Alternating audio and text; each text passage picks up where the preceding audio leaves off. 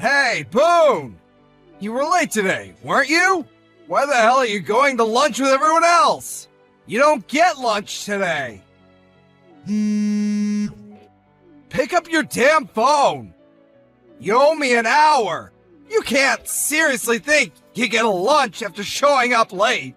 Good afternoon, Mr. Abrams. Apologies. I left my seat for a few minutes to call the hospital to check on the old lady this morning. I'll be back immediately. I see. That's right. Your excuse for being late today was that you were helping someone in a medical emergency, wasn't it? Something about some old hag collapsing while you were on your way to work? You gave her CPR and sat in the back of the ambulance with her. Did I miss anything? That's how it went, right? That's right. There was an old lady lying on the floor at the train station. She looked seriously unwell. I tried speaking to her, but she was unresponsive, so I performed CPR. Luckily, she came around, and then I called an ambulance. Is this seriously the story you're going with? Even high school kids don't use crappy excuses like this anymore. You should have just said you overslept. I might have actually believed you then. Mr. Abrams, it's the truth. I understand it might sound like an excuse because it's not exactly the sort of thing that happens every day, but it's true. I never imagined I'd get wrapped up in something this dramatic either. Yeah, I've heard enough. I get the gist of your story now. I just don't believe it, Truant Boy. Truant Boy Boone! It's got a ring to it! You're a real pansy, you know that, Truant Boy? You call yourself a man? You always try to evade responsibility like some pitiful worm. It really grinds my gears. The way you go around the office with that stupid grin on your face, brown-nosing everyone. You're such a suck-up. Why not just be a man about it and admit what you did? To top it off, you tried pulling the wool over my eyes with the lamest excuse I've heard this decade. Don't you feel embarrassed? It's not really like that. Look, you can't even defend yourself properly. Why? Because I'm right. You're surprisingly stupid for someone who graduated from the world-famous Peeps University. Did you bribe them for your degree? Anyone can see you only got hired at this company in the first place due to the university you studied at. You're not fooling me though, Truant Boy. I'm a firm believer in meritocracy. I'll get rid of anyone who doesn't make the grade without thinking twice. Even if you can study, what use is it if you can't apply it in the real world? You're playing with the big boys now, Truant Boy. You should have tried harder. I'm sorry, Mr. Abrams. I'll do my utmost to ensure I live up to your expectations from now on. Don't kid yourself. I don't expect anything from a dud like you. I already recommended the top brass fire you, so it's too late anyway. What? I'm gonna get fired? Surely no matter which way you look at it, this is going overboard. Why? Think about it. Being late signals a poor attitude towards work and disrespect towards the company. I'm a section manager, and 90% of the people I recommend for the chopping block end up being sent packing. At the very least, can you put in some effort before your dismissal notice comes? Use this as your final opportunity to do some good work for a change. Try not to let Peeps University down by becoming a complete failure. They're counting on you, Truant Boy. Boone, what time can I expect to see those files I asked you to get done? They should be done within the hour. Great. That leaves plenty of time then. Plenty of time? I need you to format, edit, check, and submit the PowerPoint slides in my shared folder. Just to confirm, do you mean you want all this done today? Yes, today. Why? Is that gonna be a problem? There's no easy way to tell you this, so I'm just gonna come out with it. I'm celebrating an important occasion with my family today, so I'll be leaving at my regular home time. Besides, even if I got started on the files right now, it's doubtful I'd get them done by the end of the day. Is tomorrow really not possible? An important celebration with your family? You can do that whenever you like. And I need these files dealt with today, so you don't have permission to leave early. It's a man's job to work and make money. You can deal with your insignificant family crap once you've submitted the files. Your family can wait, but your job can't. Oh, and it would be in your best interest not to lie and try to wiggle your way out of doing your duties. You miserable worm. You know full well you can get this done by the end of today. This is a direct order. Do I make myself clear? Please, sir, it's not that I'm saying my job isn't important. Not at all. But to tell you the truth, my family are more important than work. I can't in good conscience do overtime if it means letting them down.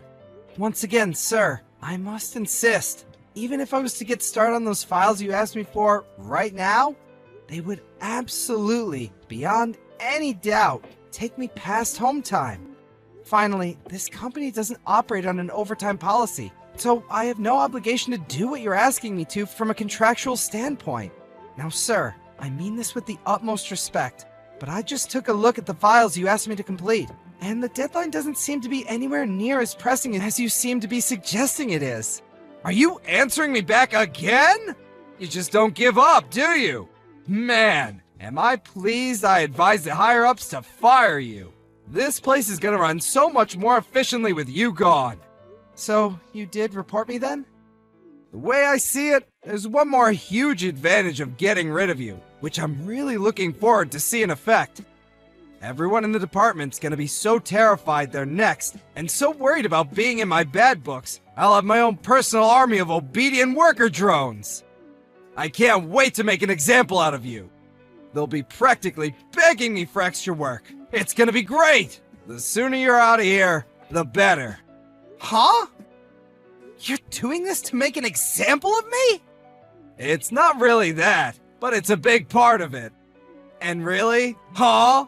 That's how you speak to your direct supervisor? Who the heck do you think you are, worm? Are you getting an attitude with me, your boss? Sir, I don't have an attitude. The fact of the matter is, you were late. Now here's the thing, you're useless at the best of times. So really, this is just what I've been waiting for. You talk back to me at every opportunity. You don't do your job, and you're so arrogant, you prevent me from doing mine. You're an obstruction, an obstructive worm. I just can't wait for your name to get called out by HR. I'm almost disappointed I won't be able to watch the announcement in person. I'd bring popcorn. I'm done talking to you. Bye, delinquent. Hey, Worm Boy, are you alive? I heard you got called into the CEO's office. Did he do it? Did he fire you? Actually, we did talk at great length about a certain person's dismissal. I knew it! LOL! Sucks to be you! I guess I was wrong. I thought HR would deal with you, but it looks like word made it right to the top instead. Looks like I wasn't the only one in this company who was sick of your attitude, huh? Imagine getting fired after trying to play the saint with some lazy excuse. You're so lame. Out of all my subordinates, past and present, you're probably the lamest dude I've ever managed at this company. My stomach hurts. Do you seriously think I'd fire the man who saved my mother's life? Who the hell do you think you are to act like this at my company? Huh? What's this? What are you even talking about, Worm Boy? Did you lose your mind? Did you finally crack under all the pressure? Phone call, 10 seconds. As I just told you on the phone, you need to get back at the office at once. Mr. President, sir. Why are you? Did I not just tell you? Boone saved my mother's life. I heard about how you were sending him all sorts of unpleasant messages using your company phone. So I asked him to pass me his. I'm sorry, sir. I'm really sorry, but I'm not sure what you mean. What does Boone have to do with your mother, sir? You're aware of why Boone was late the other day, are you not? Yes, I'm aware. Then you know full well what I mean, Sam. Go on, take a shot in the dark. I'm terribly sorry, sir. Other than something about helping an elderly person, I don't remember. The elderly person was my mother. Oh, I see. That explains everything. Wow, to think Boone saved your beloved mother's life. He's such a hero. What an incredible, selfless man. That's right, he is. I'll admit that there are times when the quality of his work can leave a little something to be desired. But putting that aside, he's a good man with a good heart. It's an honor to have him at my company, and I intend to keep him here as long as possible. Yes, as you say, sir. My own thoughts echo your sentiments. I've always said this about him. He's a great man. A real pleasure to be around. We're lucky to have him. The longer he's with us, the better, I say. What the hell are you talking about, Sam? From what I've heard, you didn't believe him in the slightest. Not only that, but you attempted to use his lateness that day as pretext to have him fired. No. That's all wrong. Which part is wrong? Well, you see, the thing is, Mr. Benson, I saw the report you filed with HR about how you claimed his attitude towards work is poor, about how he lacks the skills required to do his job properly. Ring any bells? When I had HR conduct an investigation, it turns out the reality was the exact opposite of what you wrote. His reputation is stellar, one of the best at the company. So, I think it's fair to say that what you've done here is file a false report, isn't it? No! It's not fair to say that at all! In fact, it couldn't be more unfair! Boone's got everyone fooled! He's been bullying and harassing me in secret this whole time! Are you just making excuses? That's funny. Judging from the chat logs, I could have sworn you hated people who try to worm their way out of things and dodge responsibility. You call yourself a man? And please, Boone bullying and harassing you? Do you have a shred of evidence to back that up? By that, do you mean he just had the courage to correct your mistaken opinions? Are subordinates not supposed to give their opinions to the boss? I'm sure that's the world you'd like to live in. Are your staff disqualified from telling you what they think? Or being honest when they're not capable of doing something simply by the virtue of the fact that they're lower down on the chain of command than you? Does your job consist of treading on and oppressing subordinates more talented than yourself? No, not at all. Please, sir, I'm being set up. To make matters worse, I've had reports from HR that you've been throwing your weight around the other employees in the department too? I've received several reports that you've tried to make an example of Boone to keep your other employees in line, and people have been treading on eggshells around you. I haven't just heard this from one or two people either. Almost all of the employees in your department are concerned and dissatisfied with the way you've been conducting yourself lately. What's your excuse this time? Mr. Benson, I'm deeply sorry. I accept what you say, and there may be some room for improvement in the way I conduct myself at work. I won't make an excuse. What I've done is inexcusable, which is why I'm begging you, please, to be merciful and make my punishment as lenient as you can. You admit wrongdoing then? That you submitted a false report against another employee? That you abused your position of authority at this company to make the working environment needlessly stressful and difficult for your employees? Yes. I'm deeply sorry, sir. I see. That's good. If you admit wrongdoing, I'm satisfied. Mr. President! Thank you so much! However, just because I'm satisfied with your admission doesn't mean you're getting away with it. I only meant I'm satisfied with the matter that Boone is now settled. That said, there's the matter of all the other employees you hounded and harassed into resignation. What do you have to say for yourself about that? Excuse me? That's right. A large number of employees from your department handed in their resignations recently. I made sure to receive testimonies regarding your conduct from every single one of them. Testimonies claiming you were harassing them. Every single one of them. I don't know a thing about that. The timing was perfect.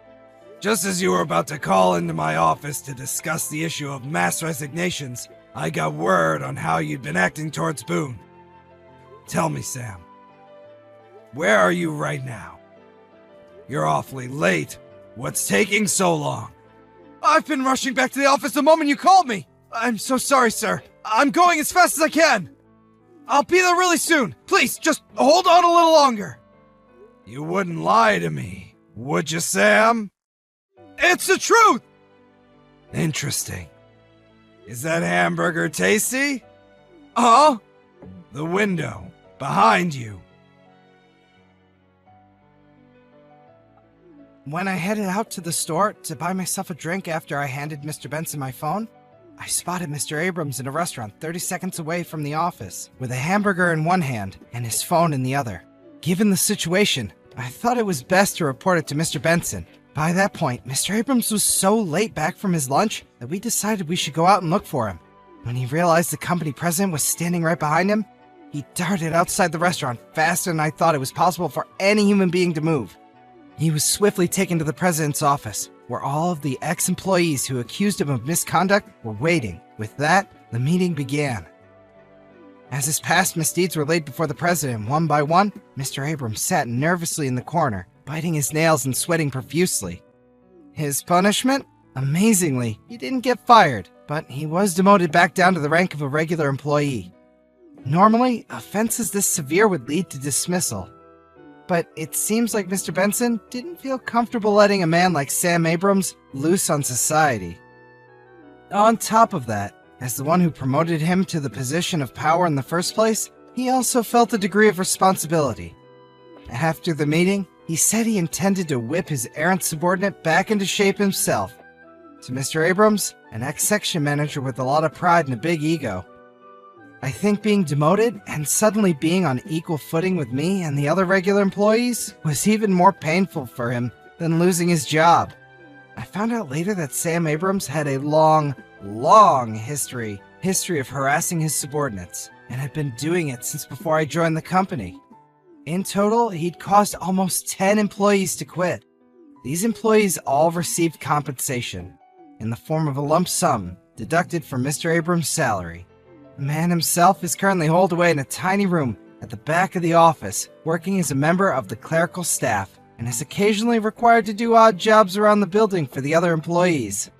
There's something deeply satisfying about the man who used to make your life a living hell being forced to make you cups of coffee. LOL.